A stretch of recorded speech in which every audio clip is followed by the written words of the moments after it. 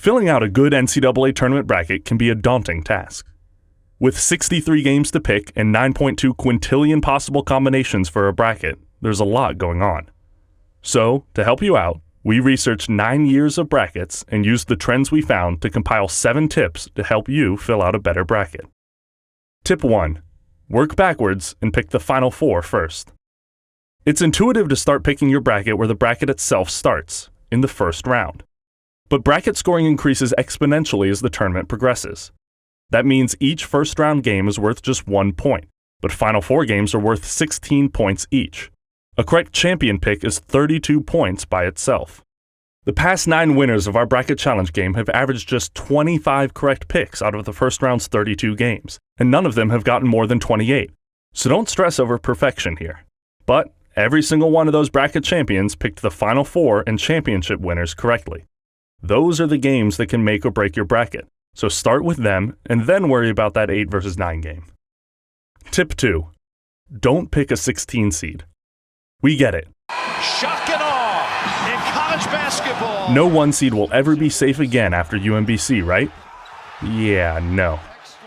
Even if the 1 seed wasn't a heavy favorite in that opening round matchup, it's a huge risk to get rid of a 1 seed in the first round.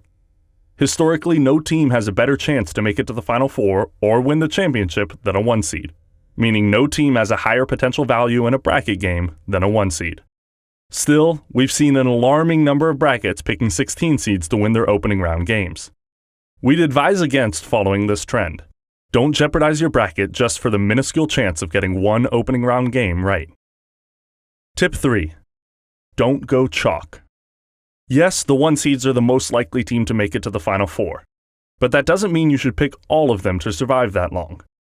In fact, all 4 1 seeds have only made it to the Final Four 1 time in the history of the tournament. So throw some upsets in there. An easy place to find those upsets is in the first round. Pick a combined total of at least 4, 10, 11, and 12 seeds to win their opening round games. Each of those underdogs wins their first round matchups at least 35% of the time. But exactly how many upsets should you be picking in your full bracket? That brings us to Tip 4. Pick between 10 and 16 total upsets. The modern tournament has been around for 35 years. In 28 of those tournaments, there have been between 10 and 16 upsets, where the winning team was at least 2 seeds worse than the losing team. In all 35 years, there's been an average of 12.7 of those upsets. That means approximately 1/5 of all tournament games will be upsets. So don't be shy. Tip 5. Pick a 1 seed to win the title. There have been 35 NCAA tournaments since the bracket expanded to 64 teams in 1985. In 22 of those tournaments, a 1 seed has won the championship.